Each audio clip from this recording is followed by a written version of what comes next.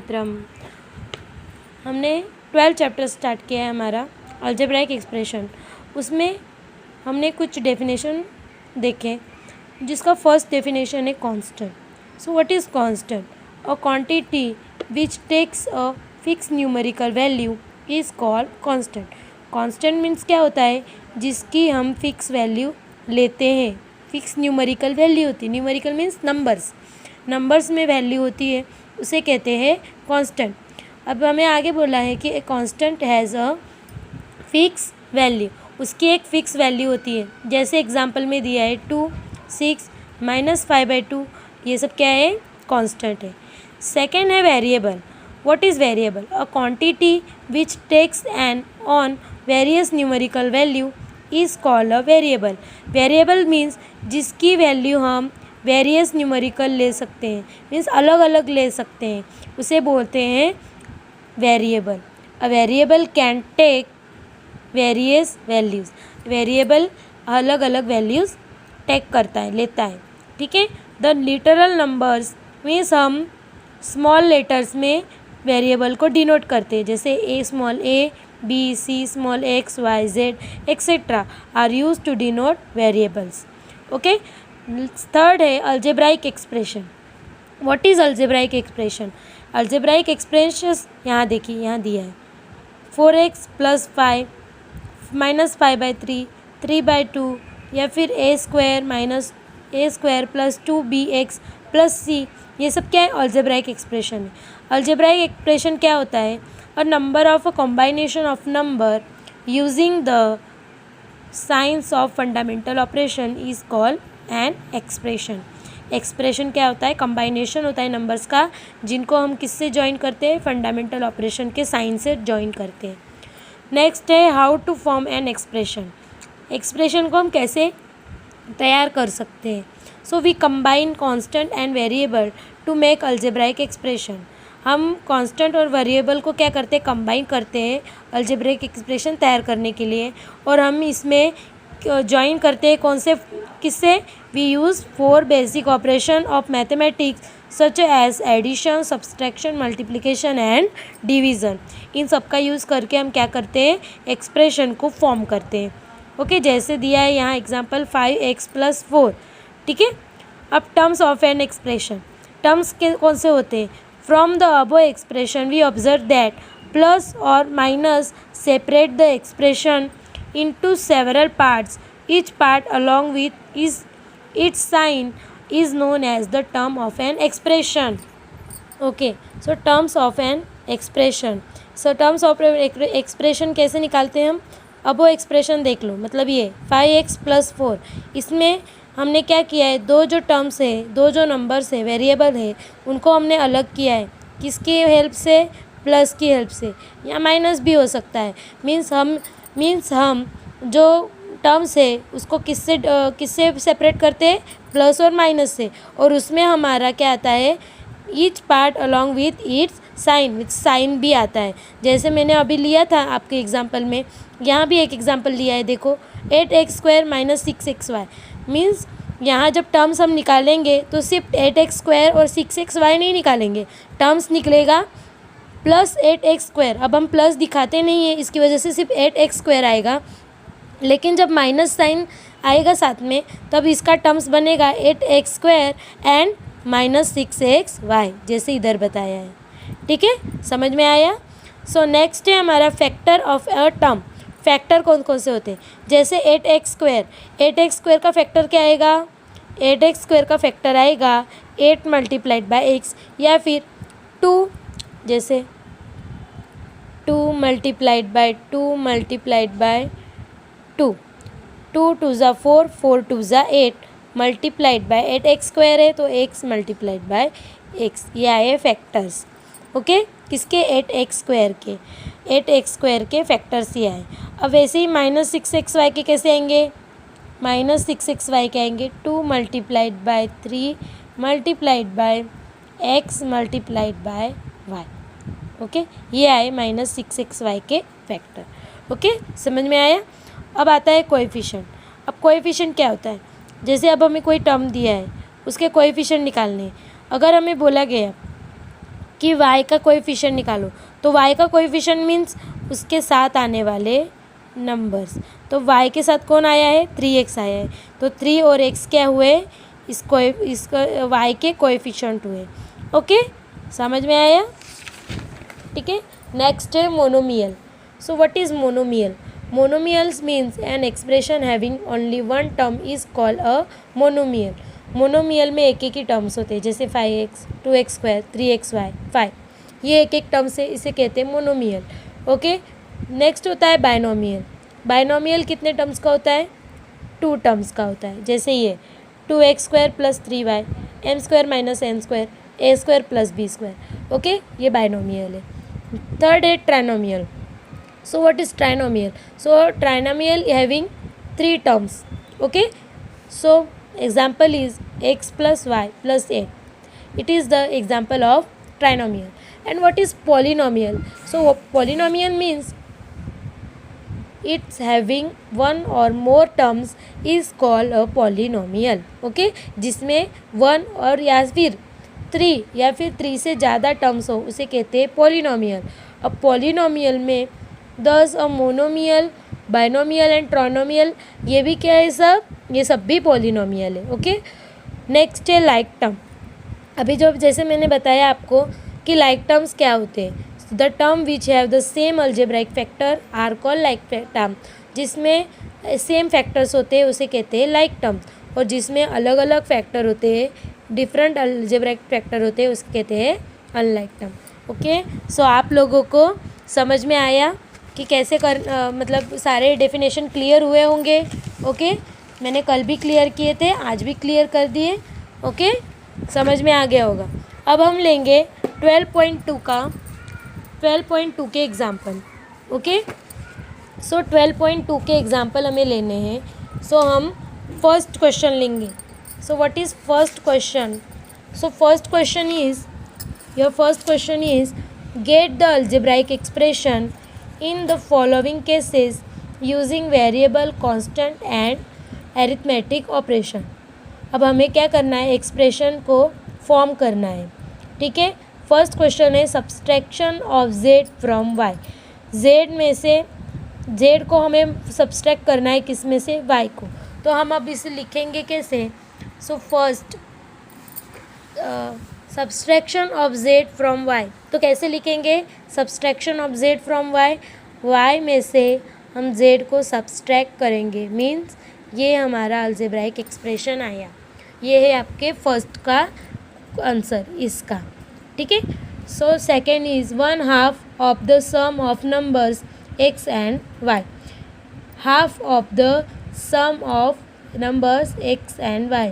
Some of numbers x and y means x and y, sum of numbers x and y means x और y का addition. और बोला गया है 1/2।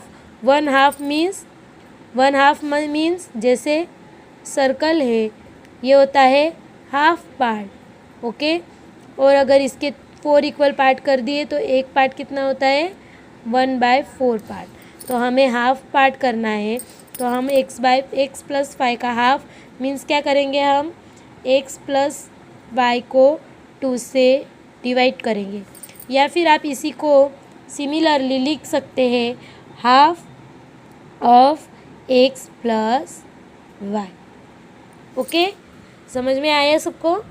Okay, so next है third, the number z multiplied by itself. Means z खुद से ही multiplied हो रहा है, मीन्स z खुद से मल्टीप्लाइड हुआ, तो z को z से मल्टीप्लाइड किया, मीन्स हम इसको लिख सकते हैं z²। ओके, ठीक है। So fourth question, 1/4 of the product of number p and q।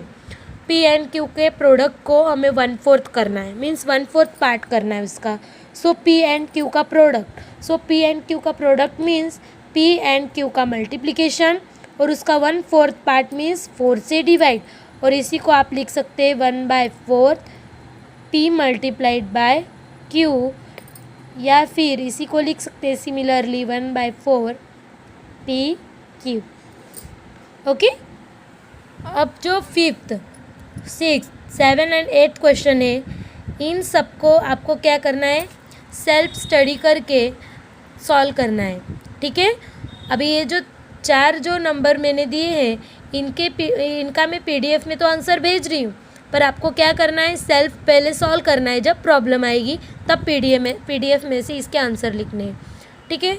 सो हम स्टार्ट करेंगे second question. So what is second question? So second question is identify the terms and their factors in the following expression, show the term and factor by tree diagram. Tree diagram का use करके हमें terms और factors को show करना है, ठीक है। So first question है हमारा x-3। तो फर्स्ट क्वेश्चन, सेकेंड का फर्स्ट क्वेश्चन क्या है, x-3। अब हमें इसका क्या निकालना है, ट्री डायग्राम। सो हम ट्री डायग्राम निकालेंगे। ट्री डायग्राम में अब हम पहले निकालेंगे टर्म। क्या निकालेंगे, टर्म, ओके। सो टर्म्स, तो x-3 में कितने टर्म्स है, 2 टर्म्स, एक ही है और एक ही, तो इसलिए हमने कितने एरो बनाए, सिर्फ 2 एरो बनाए। तो यहाँ आएगा x और यहाँ आएगा -3, ओके। अब हमें निकालने हैं इनके फैक्टर, ठीक है। सो फैक्टर निकालने हैं, तो फैक्टर कैसे निकलेंगे, अब x का फैक्टर निकलेगा x × 1 और -3 का फैक्टर निकलेगा -1 × 3, ओके। समझ में आया? ऐसे ही सब आपको लिखना है। अब जो सेकेंड क्वेश्चन है, सेकेंड क्वेश्चन में 3 टर्म्स है, तो 3 टर्म्स के लिए आपको कितने एरो लेने पड़ेंगे, 3 एरो लेने पड़ेंगे ट्री डायग्राम में, ओके। थर्ड क्वेश्चन में 2 टर्म्स है, तो आपको 2 एरो लेने। हम थर्ड क्वेश्चन सॉल्व करेंगे। थर्ड क्वेश्चन है y-y³, ओके। सो y-y³। अब इसका अगर हमें ट्री डायग्राम निकालना है तो हम कैसे निकालेंगे, कितने टर्म्स है, 2 टर्म्स है, तो हम 2 टर्म्स लेंगे। पहले हमें निकालने हैं टर्म्स, ओके। सो टर्म्स कौन से हैं, y और इसमें है -y³। अब हमें निकालने हैं फैक्टर। क्या निकालने हैं, फैक्टर।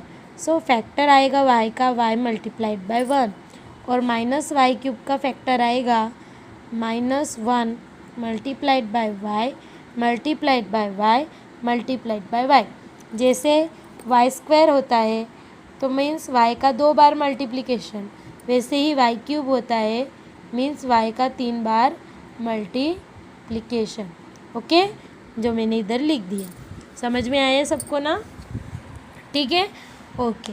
सो नेक्स्ट क्वेश्चन है हमारा ये आपको खुद को सॉल्व करना है, ठीक है। जो लास्ट क्वेश्चन है वो भी आपको खुद को सॉल्व करना है, ठीक है। ये दोनों होमवर्क में है। अब हमारा जो सेकंड क्वेश्चन है वो देखेंगे। सेकंड का second part, identify terms and factors in expression given below. यहाँ भी हमें टर्म्स और फैक्टर्स ही निकालने हैं। सो टर्म्स और फैक्टर्स निकालने हैं, लेकिन ये निकालना है हमें कहाँ, बिना ट्री डायग्राम के। तो फर्स्ट हम देखेंगे -4x + 5। सो फर्स्ट है हमारा -4x + 5। अब हमें इसके निकालने हैं टर्म्स। पहले हम निकालेंगे टर्म्स। तो टर्म्स कौन से इसमें, -4x और दूसरा है 5। टर्म्स निकल गए। अब यहाँ निकालना है हमें इसके फैक्टर्स निकालने हैं। तो पहले हम -4x के फैक्टर्स निकालेंगे। तो -4x के फैक्टर्स निकलेंगे -1 × 2 × x, ओके। ये हुए -4x के फैक्टर्स। अब हमें निकालने हैं 5 के फैक्टर। 5 के फैक्टर निकलेंगे 1 × 5, ओके। सो हम नेक्स्ट क्वेश्चन देखेंगे। सेकेंड, थर्ड, फोर्थ, फिफ्थ आपको सॉल्व करना है। सिक्स्थ भी मैंने आपको ऑनलाइन लेक्चर में सॉल्व करके दिखाया। जो सेवेंथ है वो वाला मैं आपको दिखा देती हूँ, सेवेंथ और 8।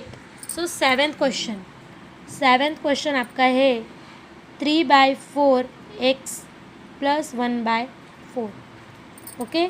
सो 3/x + 4, 3/4x + 1/4। तो टर्म्स आएंगे, टर्म्स कौन से आएंगे।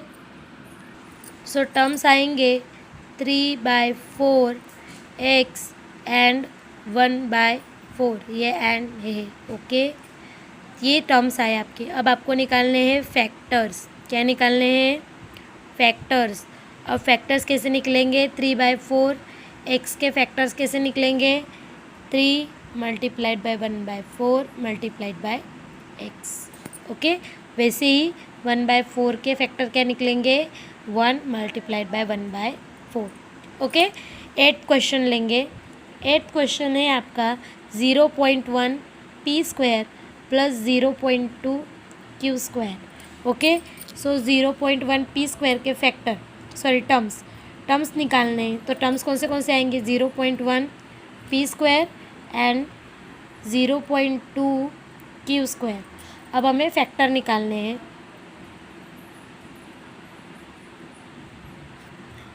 फैक्टर निकालेंगे। 0.1 p² के फैक्टर निकलेगा 0.1 multiplied by p multiplied by p। Okay, और 0.2 q² का फैक्टर निकलेगा 0.2 multiplied by q multiplied by q। Okay, so यहाँ हमारा एक्सरसाइज 12.2 का फर्स्ट क्वेश्चन, सेकंड क्वेश्चन का फर्स्ट एंड सेकंड पार्ट और सारे डेफिनेशन क्लियर हो गए। ओके, सो अब आपको कोई डाउट नहीं होगा। अगर होगा भी तो आप मुझे, जिसको होगा सिर्फ वही मुझे पर्सनल कॉल करके पूछ सकता है। ठीक है, वंदे मातरम।